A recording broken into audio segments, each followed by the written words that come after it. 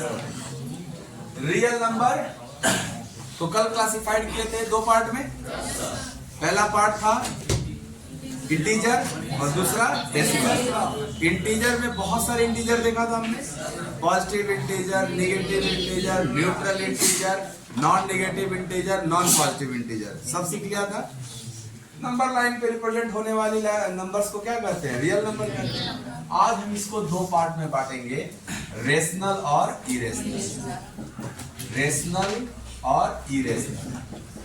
Rational number मतलब परिमेय संख्या, नंबर यहाँ पे लिख दे रहे हैं। रेशनल नंबर्स यानी परिमेय संख्या और इरेशनल नंबर्स यानी अपरिमेय संख्या। क्वेश्चन यहाँ से बनता है बाबू, ध्यान से समझिएगा। ये जो रेशनल नंबर होते हैं यानी कि आज जो नंबर लाइन पे नंबर रिप्रेजेंट किए थे जितना, उन सबको या तो हम इंटीजर और डेसिमल में बांट दिए थे, या फिर चाहे तो हम रेशनल और इरेशनल में बांट सकते। यानी नंबर लाइन के सारे नंबर का अगर सेट बनाए तो दो ही सेट बनेगा, एक रेशनल नंबर का सेट बनेगा और एक इरेशनल। सब आ जाएगा नंबर लाइन पे रिप्रेजेंट। रेशनल नंबर किस प्रकार के नंबर को कहेंगे? सर जिस संख्या को हम p बाई क्यू के फॉर्म में लिखें, पूरी बात ध्यान से सीखना।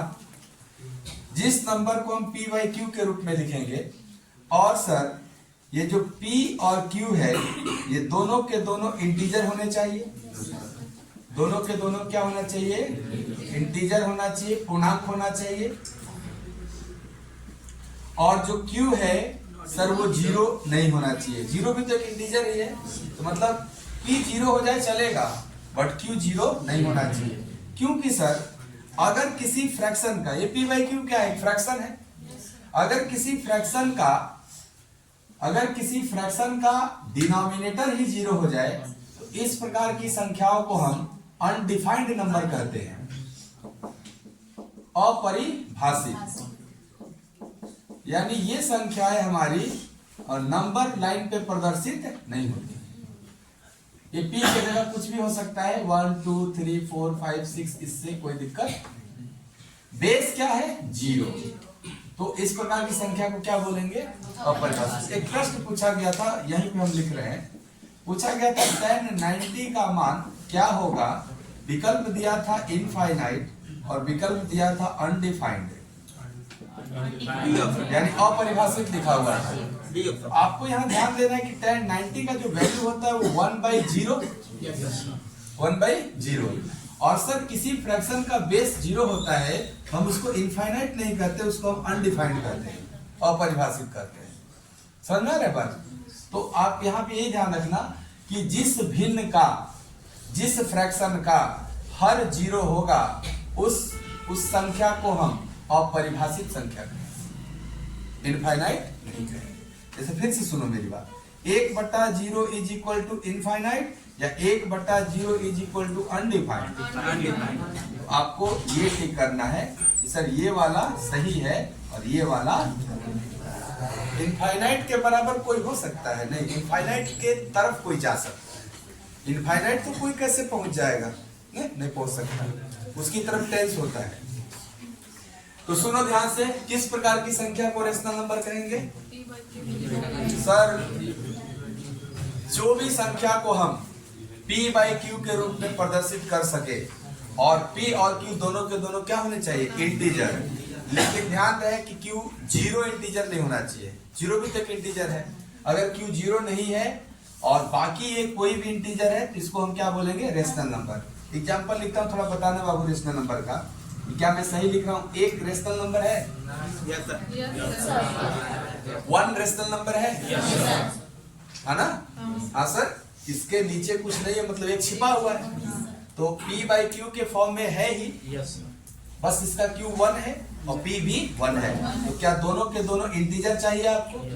1 भी है। बताना -2 रेशनल नंबर है? हाँ सर, -2 को हम -2/1 कह सकते हैं, और -2/1 एक फ्रैक्शन फॉर्म में हो गया, जहाँ की p -2 इंटीजर है, निगेटिव इंटीजर है, और q 1 एक पॉजिटिव इंटीजर है।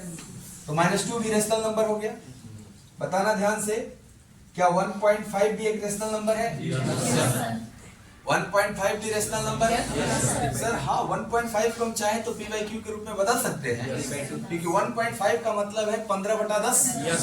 पॉइंट हटता है तो नीचे 10 आ जाता है, और 15/10 का शॉर्टेस्ट फॉर्म हो जाएगा 3/2।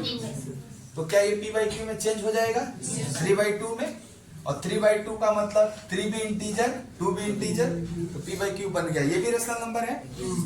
ओके, ये बताना 1.3 पे बार का मतलब सोचते हैं ना, तो लगातार जारी है, 3 3 3 3 3 3 लगातार है। तो बताओ 1.3 पे बार रेशनल नंबर है? Yes sir. आपको वैसे रेशनल नंबर का पहचान है पी बाई क्यू के फॉर्म में होना चाहिए। तो बताओ 1.3 पे बार को क्या हम पी बाई क्यू के रूप में लिखना सीख चुके हैं? Yes sir. लिखते ही थे ना?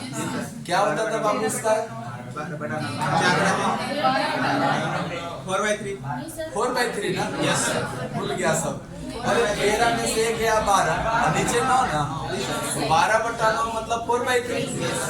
इसका पी बाई क्यू फॉर्म 4/3 होगा, और 4/3 है ना पी बाई क्यू के फॉर्म में। तो इस प्रकार के नंबर को भी हम क्या कहते हैं? Rational number. देखना ध्यान से, 22/7 एक फ्रैक्शन है। Yes sir. तो क्या ये पी बाई क्यू के फॉर्म में है? Yes sir. तो 22/7 भी क्या है? Rational number. 22/7 भी क्या है? Rational number. तो समझ में आ गया होगा रेशनल नंबर किस प्रकार की संख्याएं हो रही सर। हर वो संख्या हम रेशनल नंबर बोलेंगे जिसको हम पी बाई क्यू के फॉर्म में बदल सकते हैं।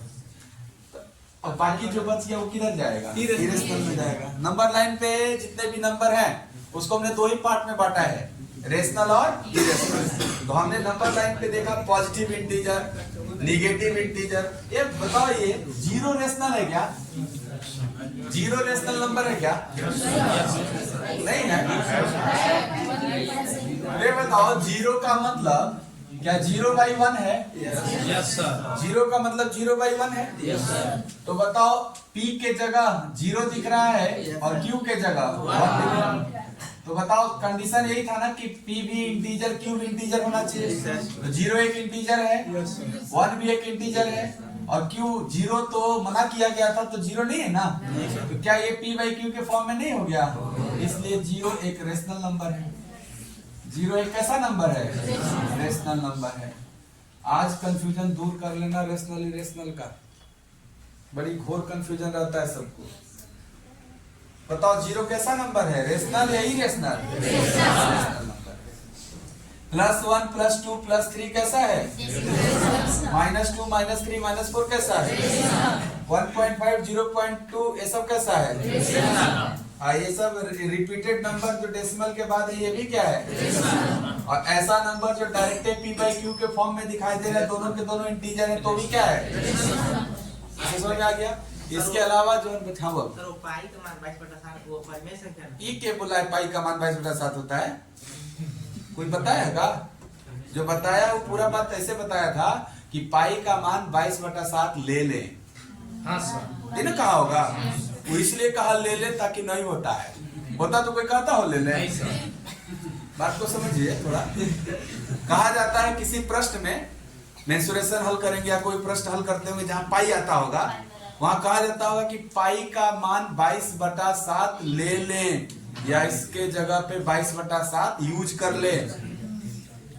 बात से आपको नहीं बुझाता है कर मतलब कुछ तो घोटाला है। अगर एक्चुअल में पाई का मान 22/7 होता तो बोलने की क्या जरूरत थी ले ले? नहीं सर। हम अपने से नहीं ले लेते। तो pi is not equal to 22/7। Pi 22/7 के बराबर नहीं होता है। Pi is approximately equal to 22/7। Pi का मान लगभग 22/7 के बराबर होता है, और लगभग 22/7 के बराबर होता है, इसीलिए कहा दिया जाता है ले ले। तो जब पाई रहेगा तो इरेशनल, और जब खाली 22/7 की बात होगी रेशनल। यही तो प्रश्न है आपका कि जब पाई पूछा जाएगा कि पाई क्या है, तो आपको ये नहीं सोचना कि पाई का मान 22/7 होला ऐसे रेशनल हो जाए ना। पाई का मान 22/7 इस्तेमाल करने के लिए दिया जाता है, आपको होता नहीं है। पाई का मान अगर फिक्स था कि 22/7 होता, इतना दिन से ट्रिलियन प्लेसेस तक निकाल के बैठे हैं लोग, 3.14285 ऐसे करके बहुत सारा डेसिमल के बाद डिजिट आ गया है और उसमें ना रिपीट हो रहा है कुछ और ना वो टर्मिनेट कर रहा है, ना वो रुक रहा है, शांत हो रहा है, और ना उसमें रिपीटेड पैटर्न बन रहा है। तो आप पढ़े ही हो कि जो नॉन टर्मिनेटिंग नॉन रिपीटिंग होता है उसी को इरेशनल नंबर कहते हैं। तो पाई जो होता है ना, इसकी value non repeating non terminating है, इस वजह से क्या है इरेशनल। जबकि 22/7 सर एक फ्रैक्शन फॉर्म है p/q, और p/q जो होता है वो क्या कहलाता है। अब क्लियर हो गया तुम्हारा। तो पाई पूछेगा तो इरेशनल, √2 पूछेगा तो इरेशनल, क्योंकि इसकी वैल्यू भी नॉन टर्मिनेटिंग है एंड नॉन रिपीटिंग है। ये सब जितने भी हैं √3, ये बाबू बताओ √4 क्या है रेशनल नंबर। आपको √4 सर इसकी वैल्यू 2 होती है। तो ऐसा नंबर जो परफेक्ट स्क्वायर है अगर उसका रूट लगे तो वो किस में आ जाएगा, लेकिन √5 नहीं है सर। इरेशनल। ये सब क्या होंगे इरेशनल। समझ में आ गया इरेशनल कौन है। सिंपल सी बात है, जो रेशनल नहीं है वो क्या है इरेशनल, यानी जिसको हम p/q के रूप में नहीं प्रदर्शित कर सकते। इसके वैल्यू को p/q लिखना चाहिएगा, नहीं लिख पाइएगा। क्यों? क्योंकि डेसिमल के बाद डिजिट टर्मिनेट नहीं होगा या फिर उसमें कोई रिपीटेशन नहीं होगा। ये सब क्या कहला जाएंगे इरेशनल। अब प्रश्न है कि सर ये तो हम समझ गए नंबर के थ्रू किसको रेशनल कहते हैं, कौन इरेशनल होगा। एक्चुअल में किस प्रकार की संख्या होगी तो उसको हम रेशनल कहेंगे। पहली बात ये याद रहेगा आपको कि सर p/q के फॉर्म में लिख सकूं अगर, तो वो क्या कहला जाएगा रेशनल नंबर। दूसरी बात एक और बताता हूं मैं, जैसे इसमें कुछ डेसिमल्स नंबर दिखाई दे रहे हैं आपको, तो दूसरी बात को आप हालांकि इनको भी चाहेंगे तो ऐसे लिख दिए थे, बट एक डायरेक्ट भी याद रखिए कि सर रेशनल नंबर यहां लिख रहा हूं यहां पे कि टर्मिनेटिंग, कल पढ़ा था आपने टर्मिनेटिंग डेसिमल 7 दशमलव, तो टर्मिनेटिंग डेसिमल्स भी क्या होते हैं रेशनल। शांत दशमलव को भी हम क्या कहते हैं, देखो ये शांत दशमलव, यस यस। तो ये भी क्या हुआ है आपका रेशनल नंबर ही हुआ है। तो अगर आप ये भी डायरेक्ट याद रख लो कि सर टर्मिनेटिंग डेसिमल को रेशनल नंबर कहते हैं, तो आपको टर्मिनेटिंग डेसिमल को p/q में बदलने की जरूरत नहीं, डायरेक्ट याद रखो। जैसे ये याद है ना 22/7 एक फ्रैक्शन है इसीलिए रेशनल है, वैसे ये किस प्रकार की संख्या है टर्मिनेटिंग डेसिमल। ठीक है यहां तक। तीसरा ये याद रख लो बाबू कि सर मान लो टर्मिनेटिंग डेसिमल हो तो रेशनल है ये, हाँ नहीं आ रहा है ये जीरो के नीचे यहाँ नहीं आएगा, वहां पे आएगा जीरो। ठीक है। तीसरा ये कि नॉन टर्मिनेटिंग, कौन सा नॉन टर्मिनेटिंग हो बट रिपीटिंग हो अगर, तो भी हम कह देंगे कि क्या है वो रेशनल नंबर। 3 बात याद रखना है रेशनल में। पहला p/q के फॉर्म में होगा रेशनल, दूसरा टर्मिनेटिंग डेसिमल होगा rational, non terminating non repeating होगा तो भी, नॉन टर्मिनेटिंग एंड रिपीटिंग होगा तो भी रेशनल। आई वो जो बच गया वो ये बच गया, क्या बच गया नॉन टर्मिनेटिंग हो बट नॉन रिपीटिंग हो।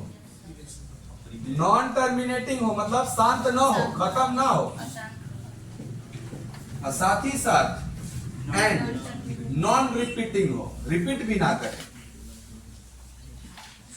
Non terminating and non repeating type के नंबर को क्या कहते हैं, यहाँ पे ये सब जितना भी लिखा गया है सब non terminating non repeating number. ये ना खत्म होंगे कभी, ना शांत होंगे, और ना इसमें कोई पुनरावृत्ति होगा, अलग अलग डिजिट मिलते जाएगा। इस प्रकार की संख्या क्या कहेंगे अपरिमेय इरेशनल नंबर कहेंगे। रेशनल 3 प्रकार की संख्या को हम कह रहे हैं, कौन कौन, p/q के फॉर्म में होना चाहिए, q 0 नहीं होना चाहिए, p और q दोनों के दोनों इंटीजर होना चाहिए, पहला टाइप। इस प्रकार की संख्या क्या हो गई। दूसरा किस प्रकार की संख्या, सर टर्मिनेटिंग डेसिमल यानी शांत दशमलव। शांत दशमलव जो रहेगा वो भी क्या होगा टर्मिनेटिंग डेसिमल। क्या यह शांत दशमलव वाला नंबर है 0.25 टर्मिनेटिंग है। हाँ सर, दशमलव के बाद 2 डिजिट आप गए हैं, रुक गए आप, तो इसी को ना बोलेंगे 7.0। इसी का नाम क्या है? Terminating basis. बोलेंगे कि 1.5 है। हाँ, अगर लगता जाएगा तो कौन सी संख्या होगी सर? जैसे ऐसे 1.5555 ऐसे हाँ डॉट डॉट डॉट। हाँ। तो ये देखो, आप कहोगे ये टर्मिनेट तो नहीं कर रहा है, शांत नहीं हुआ, नहीं। लेकिन क्या रिपीट किया है? हाँ, repeat किया है। इस वाला ग्रुप में आ जाएगा कि नॉन टर्मिनेटिंग है, अशांत है, अशांत है, परंतु रिपीटिंग है, आवर्ती। क्या बोलते हैं? आवर्ती होता है। आवर्ती वर्ती। ऐसे होता है ना। तो अगर अशांत है और साथ ही साथ आवर्ती है, रिपीटिंग है, तो भी कौन सा नंबर का है? अब इसके अलावा एक एक ग्रुप पे बच गया, अशांत।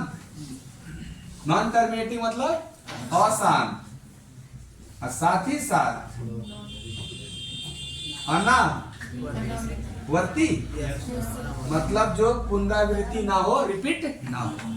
इस प्रकार की संख्या क्या बोलेंगे? क्लियर हुआ कि नहीं? Rational irrational clear? कोई डाउट नहीं होगा? कोई भी संख्या देके पूछा जाएगा रेशनल है कि इरेशनल, बता दोगे? नोट करो, हम 2-4 एग्जांपल देते हैं।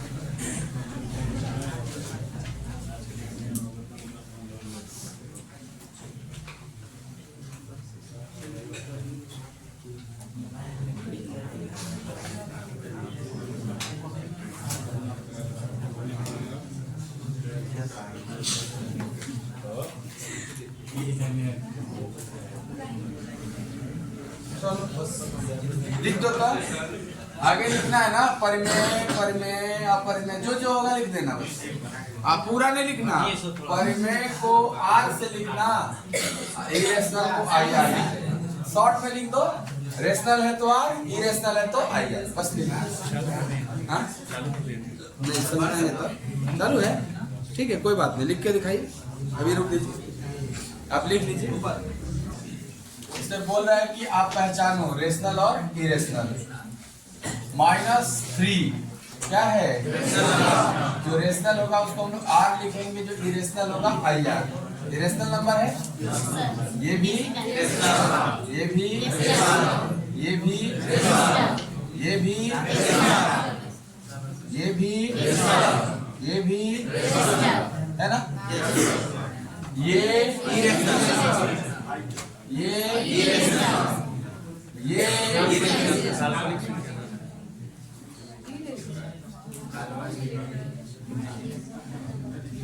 ना रेशनल है ना इरेशनल, ना इरेशनल है। ये हमारे रियल नंबर के बियॉन्ड है, रियल नंबर पे है ही नहीं। जो रेशनल नंबर और इरेशनल बने थे वो तो रियल नंबर से बने थे। रियल नंबर को क्लासिफाइड किया गया तो रेशनल और इरेशनल आया। ये तो इमेजिनरी नंबर है, काल्पनिक संख्या है।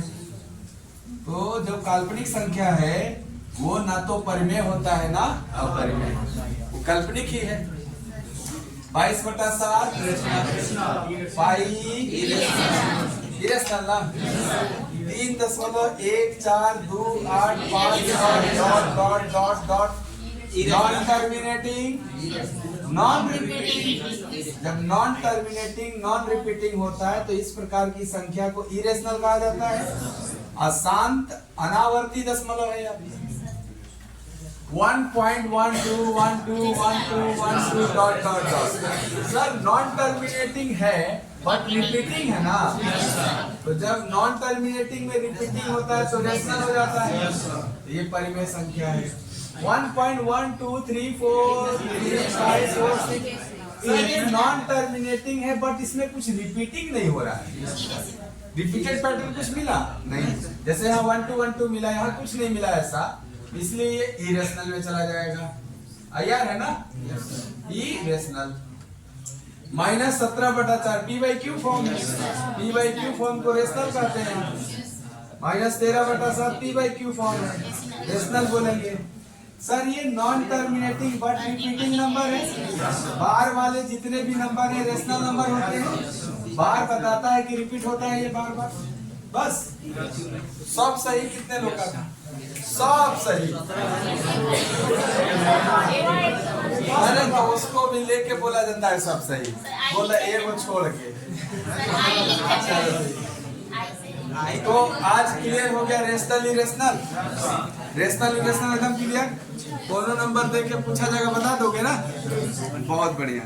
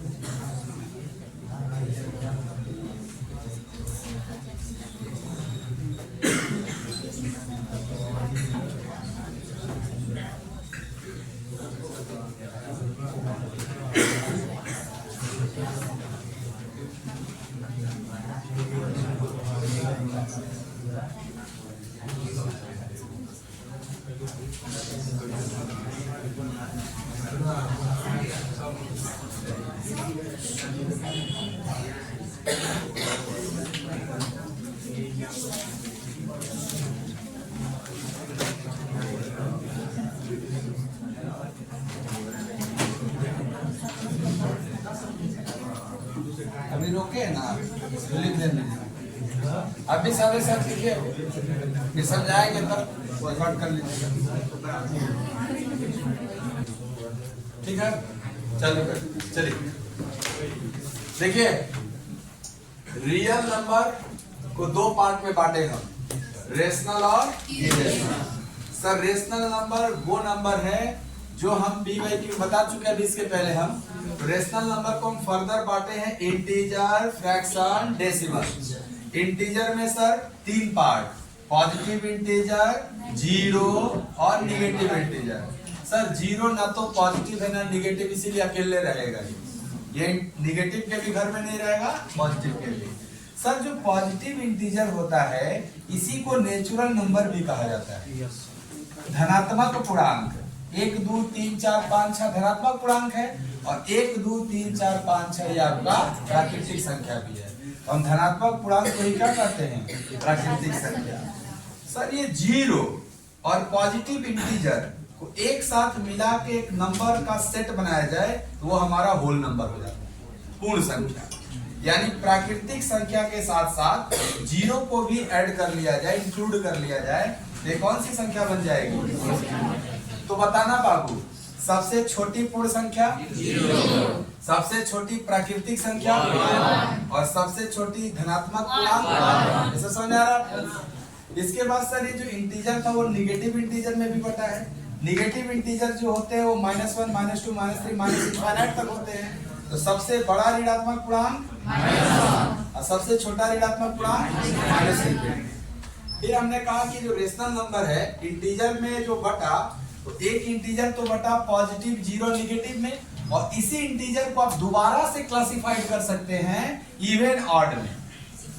किस में बांट सकते हैं? इवन ऑड में। सर इवन नंबर वो होते हैं जो 2 से डिवाइड हो जाते हैं। तो बताओ क्या 2 से डिवाइड होगा? क्या 4 2 से डिवाइड होगा? क्या 6 भी 2 से डिवाइड होगा? क्या -6 2 से डिवाइड होगा? 2 से विभाज्य होना चाहिए। क्या -4 -2 जीरो? जीरो तो सबसे करता है जी, उससे क्या नहीं कटेगा। तो ये जो नंबर है 0 2 4 6 8 10 12 -2 -6 -6 -8 -12 सब क्या है? Even number. अगर आपसे पूछा जाए कि लिस्ट पॉजिटिव इवन नंबर, सबसे छोटा धनात्मक सम संख्या, दो। जीरो तो धनात्मक होता ही नहीं है। जीरो ना धनात्मक होता है ना नीदर पॉजिटिव नॉर नेगेटिव। मैं पूछ रहा हूँ सबसे छोटा धनात्मक सम संख्या दो, जो कि आपको याद है बचपन से। तो सबसे छोटी सम संख्या नहीं है, सबसे छोटी धनात्मक सम संख्या। अरे समझ। और बाकी ये सब भी क्या है? इवन नंबर ही। आप ये देखो विषम संख्या सर 1 3 5 जो 2 से ना कटे, जो 2 से ना कटे वही विषम है। 1 3 5 7 9 -1 -3 -5 -7 ये क्या है? विषम है। ये पॉजिटिव में है और ये यहाँ तक समझ में आया ये वाला एरिया। अच्छा यहाँ देखो नेचुरल नंबर को सर फिर से 2 पार्ट में डिवाइड किए हम लोग। नेचुरल नंबर कहाँ से शुरू है? अगर पहला नेचुरल नंबर को छोड़ दिया जाए 1 को, तो बाकी जो सारे नेचुरल नंबर है वो 2 पार्ट में बढ़ जाएंगे, प्राइम और कंपोजिट में। प्राइम नंबर का मतलब है अभाज्य संख्या जिसके केवल 2 फैक्टर हो, जिसके केवल 2 गुणनखंड हो। एक ठो 1 और दूसरा वो संख्या स्वयं। वो सब के सब क्या कहलाते हैं? अभाज्य। जैसे 2 3 5 7 11 7 के बाद 11 11 के बाद 13। इसके बात करेंगे फिर से, इसमें हम फिर से बात करेंगे डिटेल में। फिलहाल ये समझ लो कि 2 के कितने गुणनखंड होंगे? 2 सर 2 ठो, एगो 1 एगो 3 के कितने गुणनखंड होंगे? सर 2 एगो, एगो 1 एगो 3। 5 के कितने गुणनखंड होंगे? 2 एगो 1 और 5। तो जिस संख्या के केवल 2 गुणनखंड होंगे वो दोनों भी क्लियर है कौन कौन? एगो 1 एगो संख्या स्वयं। तो उस प्रकार की संख्या को क्या कहते हैं? अभाज्य संख्या। तो सबसे छोटी अभाज्य संख्या, सबसे छोटी विषम अभाज्य संख्या, अरे समझ में? इकलौता सम अभाज्य संख्या, सर 2 ही इकलौता अभाज्य संख्या है जो सम है, बाद बाकी दुनिया के सारे अभाज्य संख्या विषम होते हैं। अरे समझे सब? इसके बाद अभाज्य संख्या का दूसरा पार्ट बना क्या नेचुरल नंबर में? भाज्य संख्या, कंपोजिट नंबर। इसका डेफिनेशन है मोर देन 2 फैक्टर, यानी 2 से ज्यादा गुणनखंड होगा। जिस संख्या के पास 2 से ज्यादा गुणनखंड होगा, 3 हो सकता है, 4 हो सकता है, 5 कईयों हो सकता है, उस प्रकार की संख्या को क्या कहेंगे? भाज्य, कंपोजिट नंबर। जैसे 4 के कितने गुणनखंड होंगे? 3। सर 1 से भी कटेगा, 2 से भी कटेगा, 4 से भी कटेगा, तो 2 से ज्यादा ना हो गया। इस प्रकार की संख्या को क्या कहेंगे? कंपोजिट भाज्य संख्या, कंपोजिट नंबर। इधर वाला हो गया पूरा। इधर देखो, फ्रैक्शन को 3 पार्ट में डिवाइड किया, प्रॉपर, इम्प्रॉपर, मिक्स फ्रैक्शन। सब फ्रैक्शन है तो P बटा Q में हो, देख रहे हो सब P बटा Q है। बट अंतर क्या है सर? प्रॉपर का मतलब जो अंश है वो हर से छोटा होना चाहिए। P क्या होना चाहिए? Q से छोटा। लेस देन का है ये, यानी जब ऊपर वाला नीचे वाला से छोटा रहेगा तो प्रॉपर फ्रैक्शन, शुद्ध फ्रैक्शन गिना जाएगा। इम्प्रॉपर यानी जो अंश बड़ा हो जाएगा हर से, ये सब देख रहे हो, ये इम्प्रॉपर है, ये सही फ्रैक्शन नहीं है। अभी ये थोड़ा और भी सिंप्लीफाई हो सकता है, लेकिन ये अब सिंप्लीफाई नहीं होगा। और इम्प्रॉपर फ्रैक्शन को सिंप्लीफाई करके लिख दो, बन जाएगा मिक्स फ्रैक्शन। देखो, अगर 10 में 3 से डिवाइड करेंगे 3 बार में जाएगा, तो क्या हम 10 बटा 3 को 3 सही 1 बटा 3 लिख सकते हैं? तो ये इंटीजर है और ये फ्रैक्शन है। इंटीजर विथ फ्रैक्शन को मिक्स फ्रैक्शन करते हैं। इंटीजर विथ फ्रैक्शन को मिक्स फ्रैक्शन बोलेंगे। इसमें ज्यादा टाइम नहीं होगा, ये चैप्टर चलाएंगे। फ्रैक्शन एक आपको पढ़ाएंगे जिसमें सवाल ये बनता है कि 4-5 को फ्रैक्शन देके पूछा जाएगा कि इसमें सबसे बड़ा फ्रैक्शन कौन है, इसमें सबसे छोटा कौन है, या इन फ्रैक्शन को अगर असेंडिंग ऑर्डर में लिखें तो किस प्रकार लिखा जाएगा। तो एक फ्रैक्शन का टॉपिक अलग से चलेगा आपका, जो सवाल बनता है। अभी फिलहाल ये जान जाओ कि रेशनल का ही पार्ट क्या है। तो क्या मैं बोल सकती, ये इसलिए बता रहा हूं कि एक स्टेटमेंट वाला सवाल अगर ऐसे बन जाए कि all fractions are rational number, सभी भिन्न परिमेय संख्या हैं, सत्य है या सत्य है? आप कहोगे ना कि परिमेय संख्या से ही तो निकला है भिन्न, इसका मतलब सब का सब भिन्न क्या होगा? स्टेटमेंट वाला सवाल को सही करने के लिए जानना जरूरी है। आइए डेसिमल्स की बात करते हैं। सर रेशनल में भी डेसिमल होता है, इरेशनल में भी डेसिमल होता है। जो रेशनल में डेसिमल होगा वो टर्मिनेट करेगा, अगर टर्मिनेट नहीं करेगा तो रिपीट करेगा। ये क्या हो जाएगा? Rational number. अगर टर्मिनेट नहीं किया, रिपीट भी नहीं किया तो क्या कहलाएगा? जैसे एग्जांपल आपको दिया गया, तो पूरा का पूरा चार्ट समझ में आया। एक के पास कितने फैक्टर हैं? सर केवल एक ही फैक्टर है ना, 1। जबकि आपने कहा यदि 2 फैक्टर होगा तो प्राइम, और 2 से ज्यादा होगा तो कंपोजिट। इसके पास तो खाली एक है, इसीलिए ना तो प्राइम है और ना ही कंपोजिट है। 1 का स्टेटस क्या है कि 1 ना तो अभाज्य संख्या है ना ही भाज्य संख्या है। 1 एक सिंपल सा नेचुरल नंबर है, फर्स्ट नेचुरल नंबर है। Yes sir. 0 के बारे में आप क्या बोले थे? नीदर पॉजिटिव, ये ना तो पॉजिटिव था और ना ही निगेटिव। तो जैसे 0 के बारे में आपने बोला है कि ये ना तो पॉजिटिव है ना निगेटिव है, वैसे ही आप 1 के बारे में बोल रहे हो ना तो भाज्य है ना अभाज्य है। समझा रहे बात?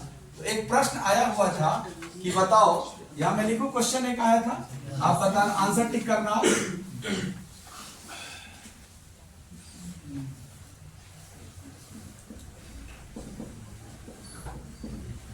शून्य क्या है, 0 क्या है बोला, पूछा था, ऑप्शन दिया था सम संख्या, विषम संख्या, ना तो सम ना ही विषम, पूछ लिया था क्या? और डी, इनमें से कोई नहीं। A option. ऐसे एक प्रश्न है, इसके 4 विकल्प दिए गए हैं, बताओ कौन सा विकल्प सही है? सर एक ऐसा बात हुआ, तो अभी हम पढ़ के आ रहे हैं कि सम संख्या के ग्रुप में 0 आया है ना, तो 0 क्या हुआ है? इसलिए कोई संख्या नहीं होना चाहिए। 0 इज एन इवन नंबर।